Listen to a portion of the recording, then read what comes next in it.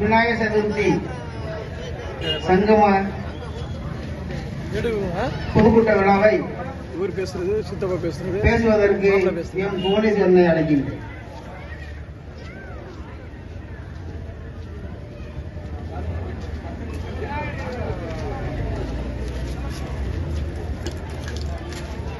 ஓம் come come கணபதியே நமக. இந்த பொன்னான மாலை வேளையிலே நூற்றுக்கணக்கான இளைஞர்கள் இந்து எழுச்சியோடும் இந்து என்ற உணர்வோடும் இங்க கூடியிருப்பதை பார்க்கும்போது நம்மளுடைய கனவான காங்கிரஸ் இல்லா பாரதம், காங்கிரஸ் இல்லா பாரதம், திமுக இல்லா தமிழகம், திமுக இல்லா தமிழகம் கூடிய சீக்கிரம் நிறைவேறின்றது இங்க உள்ள இளைஞர்களை பார்த்தோன்னே தோணுது. சுவாமி விவேகானந்தர் 100 இளைஞர்களை கொடுங்கள், நான் இந்த நாட்டை மாற்றி காட்டுகிறேன் அப்படின்னு சொன்ன அவர் 100 இளைஞர் தான் கேட்டாரு.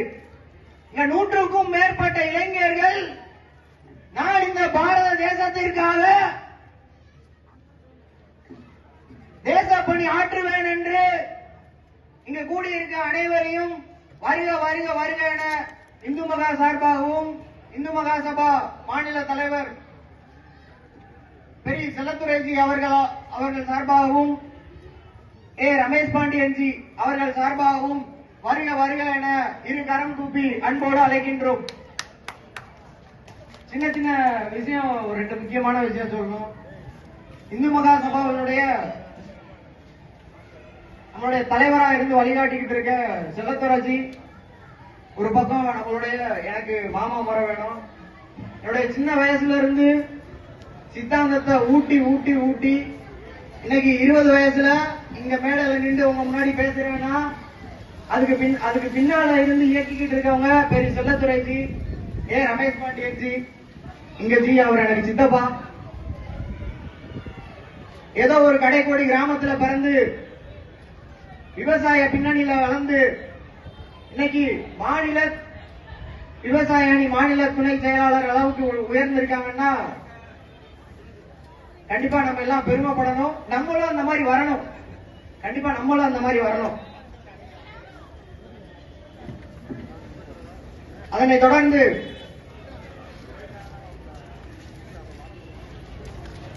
வீரமற்ற விவேகம், வீரமற்ற விவேகம் கோழைத்தனம், விவேகமற்ற வீரம் முரட்டுத்தனம் என்று சொல்லிய பசும்பொன் முத்துராமலிங்க தேவரை வணங்கி தேசமும் தெய்வீகமும் சொல்லியிருக்காரு. எனது 2 கண்கள் அவரை விட்டுட்டான்பா, கோச்சிக்காதீங்க. வெள்ளையருன்னு சொல்றதை விட கிறிஸ்தவனுக்கு வரி கட்ட மறுத்து, கிறிஸ்தவனுக்கு கப்பம் கட்ட மறுத்து இங்க இந்தியாவின் முதல் சுதந்திர போராட்ட வீரர், அடே கிறிஸ்தவனே என்னை பீரங்கி வாயில் கட்டிவிட்டாய், கட்டிட்ட என்னை கொன்று, இல்லைன்னா நைட்டு உன் பொண்டாட்டி கூட படிக்க முடியாது என்று கூறிய மாவீரன் அழகுமுத்துக்கோனை வணங்கி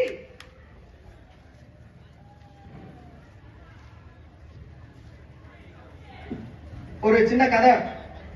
ஒருத்தன் மும்பைல கரடியை வச்சு அந்த கரடி முடிய வாங்கிட்டு போறவன் எல்லாம் கோடீஸ்வரன் ஆயிரலாம் அப்படின்னு சொல்லிட்டு கரடியோட முடிய ஒருத்தன் வித்துட்டு இருக்கான். அதையும் மக்கள் வாங்கிட்டு போய்கிட்டே இருக்காங்க. ஒரு சின்ன பையன் வர்றான், ஐயா என்னையா அது, கரடி முடியெல்லாம் வித்துக்கிட்டு இருக்கோம், நீங்க வாங்கிட்டு போயிட்டீங்கன்னா கோடீஸ்வரன் ஆயிட்டு. கிருக்கா, அவன் அந்த கரடியே வச்சிருக்கான், அவன் 10 ரூபாய்க்கு ரோட்ல நின்று சிங்கி அடிச்சுட்டு இருக்கான், நீ அந்த கரடி முடிய வாங்கிட்டு போய் பணக்காரன் ஆயிரன்னு வரட்டு நாத்திகம் பேசுறியடா அப்படின்னு கேட்ட ஒரு சின்ன பையன் கேட்கிறாரு. அவரு கொஞ்ச நாள் கழிச்சு அவரே சொல்றாரு, கற்பி ஒன்று சேர் புரட்சி செய்யு சொல்றாரு. இன்னும் கொஞ்ச நாள் கழிச்சு அத்து மீறு அடங்க வரு திவரியலு திருப்பி அடி திருப்பி அடி திருப்பி அடி என்று சொல்லிய டாக்டர் சட்டமேதை, எனக்கும் அவருக்கும் கொஞ்சம் லிங்க் இருக்கு, நானும் சட்டம் படிக்கிறேன், அவரும் சட்டமேதை, சட்டமேதை டாக்டர் B.R. அம்பேத்கரை வணங்கி பாலகங்காதர திலகர் 1893ஆம் ஆண்டு துவங்கிய புனேல ஒரு சாராருக்கு மட்டும் இருந்த விநாயகர் இந்துக்களுக்கான கடவுள் அப்படின்னு சொல்லிட்டு அதை தெருக்கு எடுத்துட்டு வந்து அனைத்து இந்துக்களுக்குமான கடவுளாக்கிய பால கங்காதர திலகர் அன்னைக்கு போட்ட விதைய இன்னைக்கு வரைய நம்ம கடைபிடிச்சிட்டு இருக்கோன்றதுல எந்த ஒரு அதை நினைக்கும் போதே ரொம்ப பெருமிதமா இருக்கு. 1893ல நேற்று சொன்னதை இன்னைக்கு மறந்துடுறோம். அதுதான் ஹிந்து சித்தாந்தம். ஹிந்து சித்தாந்தத்துல ஊறி போயிருக்கோன்றதுக்கு அடையாளமே அதுதான். ஒரு நாத்திகவாதி பெரியார் மாதிரி ஒரு கிரிக்கன், அவனை கெட்டவரத்தில் திட்டலாம், மேடை நாகரிகம்ன்றனால அவனை கெட்டவரத்தில் திட்டல.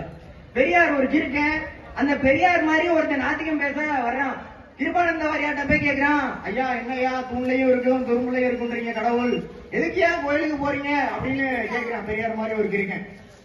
அப்போ கிருபானந்த வாரியார் சொல்றாரு, ஐயா பால் குடிச்சிருக்கியா? குடிச்சிருக்கேன் ஐயா. எதுல இருந்து வரும்? மாட்டுல இருந்து வரும். மாடு எதை பாலாக்குது? ரத்தத்தை உருக்கி பாலாக்குது. மாடு உடம்பு பூரா ரத்தம் இருக்கு. பாலை பிடிச்சிருந்தா பால் வருமா? வராது. கொம்பை பிடிச்சிருந்தா பால் வருமா? வராது. மாட்டின் மடிவை பிடித்து இழுத்தால் மட்டும்தான் பால் வரும். அதுதான், அதற்காக தான் எங்கு எதை செய்ய வேண்டுமோ அங்குதான் அதை செய்ய வேண்டும் அப்படின்னு சொல்லி அவன் அடிச்சு துரத்தி விட்டாரு. இனிமேல் வரவே வராதாண்டு. ஆனா அவன் அன்னையில இருந்து ஹிந்துவா மாறுறான், நாத்திகம் பேசுறதை விட்டுறான். இப்படி பல பல பல இந்துக்களுடைய பெரியவர்கள், இந்துக்களுடைய மகான்கள் எக்கச்சக்க பேர் இருக்காங்க. வரலாறு மறைக்கப்பட்டு கொண்டிருக்கிறது. திட்டமிட்டு வரலாறை திமுக அரசு, காங்கிரஸ் அரசு எல்லாமே மறைச்சிட்டு வருது. அதோட இப்போ உலகளாவிய உண்டியல் குலுக்கிகள் கம்யூனிஸ்டும் சேர்ந்து எல்லா ஹிஸ்டரியும் மறைச்சிட்டு இருக்கான். இப்போ வரும்போது பள்ளிவாசல பாத்துட்டு வந்தோம், பெரிய பள்ளிவாசல். அதாவது ஸ்பீக்கர் அங்க இருக்குல்ல, கேட்க முடியல எங்களுக்கு. பெரிய பள்ளிவாசல் கிட்ட ஒரு வேன், காவல்துறை நண்பர்கள் யாரு பாதுகாப்பு போட்டிருக்காங்கன்னு தெரியல, அவங்களுக்கு தான் தெரியும். இது 1975ல இந்திரா காந்தி அம்மையாரால ஏவப்பட்ட அரசாங்கத்தினுடைய மொத்த பவரையும் புடுங்கி எமர்ஜென்சின்னு ஒண்ணு 1975ல போடுறாங்க. அதை ஞாபகப்படுத்துது இருக்க காவல்துறை. அங்க போட்டிருக்க பஸ், நாங்க என்ன கஞ்சா வைக்கிறோமா இல்ல கொலை பண்றோமா ரேப் பண்றோமா அவங்களெல்லாம் விட்டுறாங்க. இங்க வந்து விநாயகரை வச்சு பொரியல் கடலையும் சாப்பிட்டுட்டு பூஜை பண்றவங்களுக்கு வந்து இவ்வளவு பாதுகாப்பு ஏன்னு தெரியல. நாடு எதை நோக்கி போயிட்டு இருக்குன்னு தெரியல.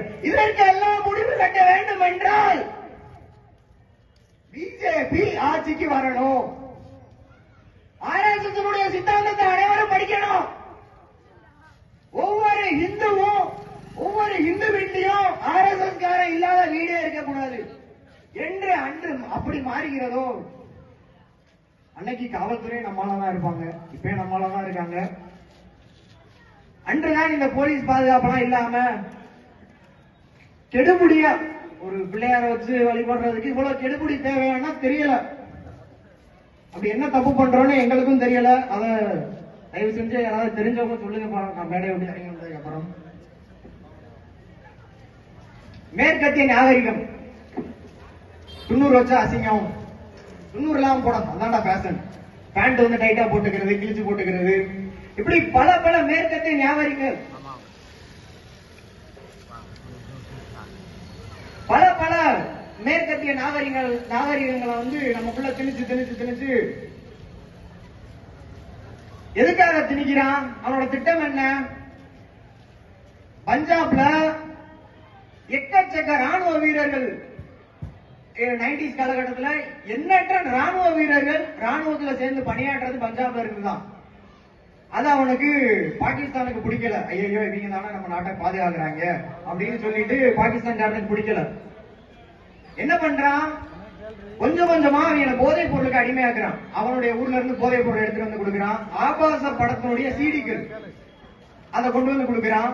அப்போ இருந்தே ஒரு 5 வருஷம் 6 வருஷம் 7 வருஷம் 8 வருஷத்துல, ஆனா உடனே இன்ஸ்டன்ட் கிராட்டிபிகேஷன் கிடையாது, டிலேடு கிராட்டிபிகேஷன் தான். ஒரே நாள்ல ரிசல்ட் கிடையாது. 10 வருஷம் கழிச்சு பஞ்சாப்ல இருந்து ராணுவத்துக்கு போற வீரர்கள் வந்து குறையிறாங்க. என்னன்னு நம்மளுடைய அப்போ உள்ள நல்ல அதிகாரிகள் வந்து அதை விசாரிக்கும் போது இதுதான் காரணம். அதுக்கப்புறம் தான் அங்க உள்ள போதைப் பொருள் அதிகமா ஒழிக்க ஆரம்பிச்சாங்க, ஆபாச செடிகளை எரிக்க ஆரம்பிச்சாங்க. அதுக்கப்புறம் மறுபடியும் பழையபடி அந்த ரேசியோ கூடுது. அதுக்கப்புறம் மறுபடியும் பழையபடி பஞ்சாப்ல இருந்து ஆர்மிக்கு ராணுவத்துக்கு ஆட்கள் போக ஆரம்பிச்சுட்டாங்க. இதே விஷயம்தான் தமிழகத்துல மேற்கத்திய நாகரிகமா திணிக்கப்படுது. இந்து சகோதரர்களே சகோதரிகளே, தயவு செய்து மேற்கத்திய நாகரிகத்துக்கு அடிமையாக வேண்டாம் என்று இந்த மேடையின் மூலமாக உங்களுக்கு நான் தாழ்மையான வேண்டுகோள் வைத்துக் கொள்கின்றேன். ஒரு சகோதரனாக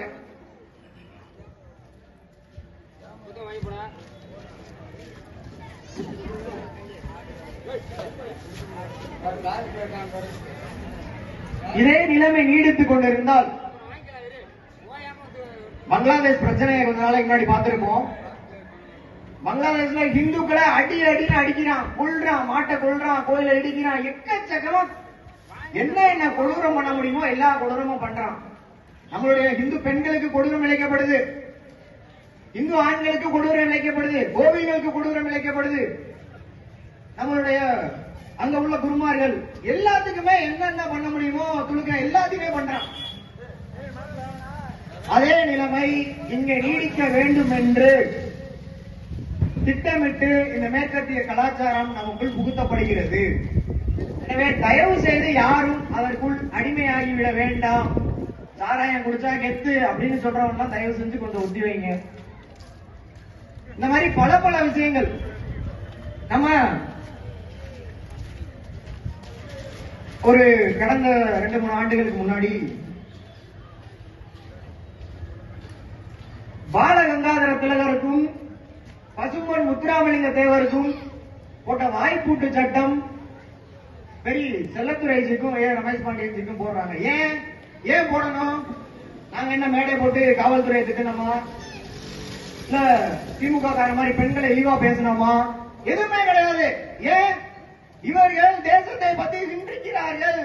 தேசத்தை பத்தி சிந்திக்கிற ஒரே காரணத்திற்காக இவர்கள் மேலே ஏறி பேசக்கூடாது, பொதுக்கூட்டம் போடக்கூடாது, விநாயகர் சதுர்த்தி உறவு நடத்தக்கூடாது. இந்த மாதிரி பல விஷயங்கள் இந்துக்களுக்கு அகைன்ஸ்டா இந்த அரசு பண்ணிக்கிட்டு இருக்கு. இதை விரைவில் துடைத்து எறிய இந்துக்களே தயவு செய்து ஒன்றுபடுங்கள். விவேகானந்தர் சொன்னது போல arise awake don't stop reach until your goal. உன் கனவுகளை அடையும் வரை ஓயாதே. என்ன நம்ம கனவு? பரம் வை பவன் நேத்து மே தத்வராசம் சமர்த்தா பவத்வாசி சாதே பிரிசம். என்ன நம்ம கனவு? புரிஞ்சிருக்காது. சமஸ்கிருதம் படிச்சிருந்தா புரிஞ்சிருக்கும். நம்ம மக்கள் சமஸ்கிருதம் படிக்க விட மாட்டாங்க. உலகத்தின் குருவாக பாரதம் ஆக வேண்டும் என்பதே நம்மளுடைய கனவு. அது இங்க உள்ள நிறைய பேர் தேச துரோகிகளுக்கு, தேச விரோதிகளுக்கு சுத்தமா பிடிக்கல. அதனாலதான் இவர்களுக்கு வாய்ப்பூட்டு சட்டம் போடுறான். பாரதியார் கூறியது போல நாமெல்லாம் இளைஞர்களே, அக்கினி குஞ்சொன்று கண்டேன், அதை அங்கொரு காட்டிலோர் பொந்திடை வைத்தேன், வெந்து தனித்தது காடு, தலல் வீரத்தில் குஞ்சொன்றும் மூப்பொன்றும் உண்டும். நாம் எல்லாம் அக்கினி குஞ்சுகள்.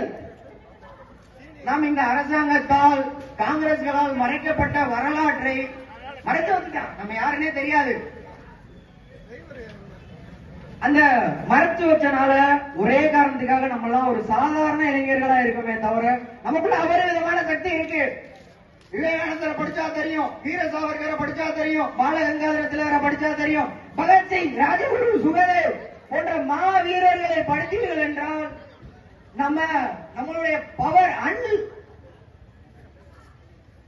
நம்ம கிட்ட அன்லிமிட்டெட் பவர் இருக்கின்றத எல்லாருமே தெரிஞ்சுக்கலாம். நேரம் கருதி உங்ககிட்ட நிறைய இளைஞர்கள் இருக்கீங்க, நிறைய சொல்லணும்னு ஆசைப்பட்டேன். நேரம் கருதி நிறைய மூத்த காரியகர்த்தாக்கள் இருக்காங்க, எல்லாருமே பேசணும். அதனால நேரம் கருதி விடைபெறுகிறேன். பாரத் மாதா கி பத்தல தமிழ பத்தல பாரத் மாதா கி